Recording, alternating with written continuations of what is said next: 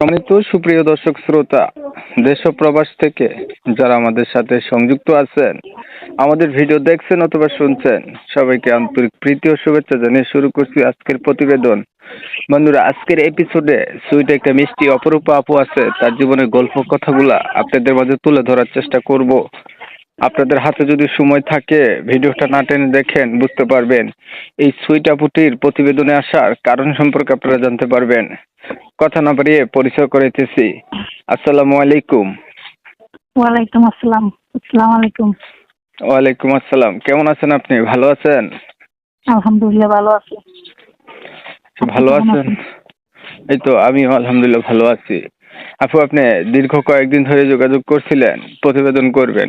আপনার এই প্রতিবেদনে আসার পথযাত্রা কেন শুরু হইলো, কেন আসছিলেন একটু বলেন। আমরা গরিব মানুষ, অনেক দিন ধরে যোগাযোগ করছি প্রতিবেদন আসার জন্য, কখনো করিনি, জানিনি, এই প্রথম আসছি।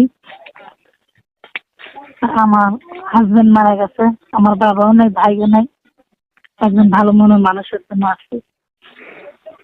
মানে আপনার হচ্ছে বাবা নাই, ভাই নাই, মা আছে? জি, মা আছে, ছোট বোন আছে, একটা বাচ্চা আছে। মা আছে, ছোট বোন, একটা বাচ্চা। আপনার বিয়ে হয়েছিল, হাজবেন্ড মারা গেছে, জি। এখন বাচ্চা নিয়ে মা আছে, বোন। মানে এই আপনাদের এই সংসারটা, যত পুরুষ লোক নাই, চালাকে কিভাবে চলে? আমি এখন আপনি চাচ্ছেন কি, একটা মানুষ চাচ্ছেন দ্বিতীয়বার সংসার করবেন এমন? জি। আপনার বয়স কত চলে?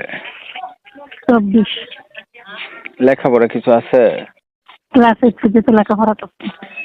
কোরআন শরীফ পড়তে পারেন? জি। নামাজ পড়া হয়নি?